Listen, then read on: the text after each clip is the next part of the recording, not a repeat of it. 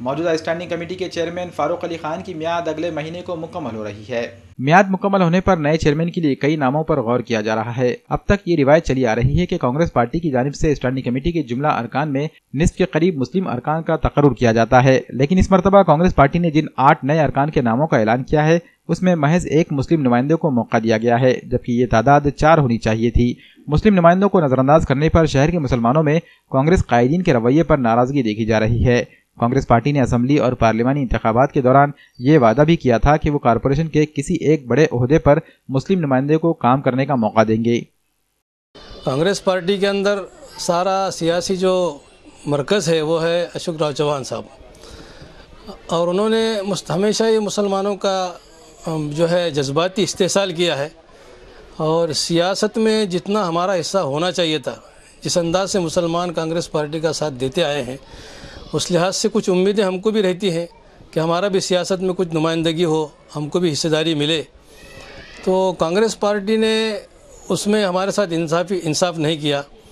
جب بھی پارلیمنٹ کے الیکشن آتے ہیں تو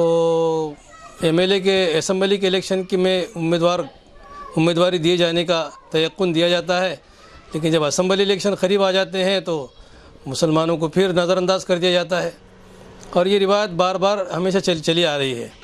اور ایک خاص بات ناندیڑ میں دیکھنے کو مل رہی ہے کہ پچھلے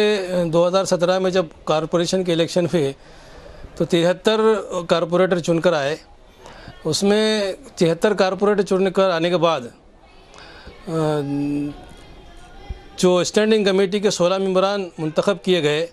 اس میں سے 6 ممبر دونوں سال، پچھلے سال بھی اور 2017-18 میں بھی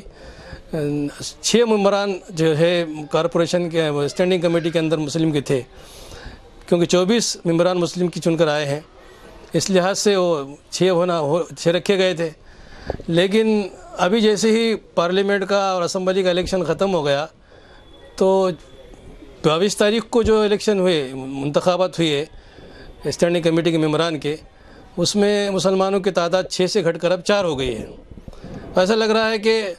اسمبلی میں تو ہم کو نظر انداز کر دیا گیا، لیکن جیسے ہی پارلیمنٹ کا اور اسمبلی الیکشن ختم ہو گئے اب ایسا محسوس کرایا جا رہا ہے کہ مسلمانوں کے کارپوریٹرز کی بھی ہم کو ضرورت نہیں ہے اور کسی کی بھی ضرورت نہیں ہے، یہاں سے جو مسلمانوں کو جو ہے دھیرے دھیرے پیچھے کر دیا جائے گا۔ تو ہماری یہ مانگ ہے کہ جو حصہ ہم کو ملنا چاہیے وہ ملے، اور آئندہ بھی جو جیسے ابھی اس وقت فاروق بھائی چیئرمین ہیں، لیکن شاید وہ ہفتے بھر کے اندر ان کا چیئرمین شپ کا پیریڈ ختم ہو رہا ہے، تو اس کے بعد ایک مسلم امیدوار کو، کسی بھی کارپوریٹر کو مسلم کے جو اسٹینڈنگ کمیٹی کا ممبر ہے اس وقت، اس کو جو ہے اسٹینڈنگ کمیٹی کا ممبر چیئرمین بنایا جائے۔ اور چونکہ اب اس وقت اگر فاروق بھائی ریٹائر ہو جاتے ہیں تو اس کے بعد کوئی بھی پد مسلمانوں کے پاس کارپوریشن کے اندر نہیں ہے۔ تو ہماری ڈیمانڈ ہے کانگریس کے ذمہ داران سے کہ بھائی جو اسمبلی کے اندر بھی ہم کو نظر انداز کیا گیا تو کم سے کم کارپوریشن میں اس کی تلافی کرنے کی کوشش کی جائے اسٹینڈنگ کمیٹی کا چیئرمین بنا کر، یا آگے بھی جب 2.5 سال کی مدت پوری ہو جائے گی تو اس کے بعد جب میئر کا یا ڈپٹی میئر کا جو عہدوں کا مسئلہ آئے گا اس وقت بھی مسلمانوں کو نظر انداز نہ کیا جائے۔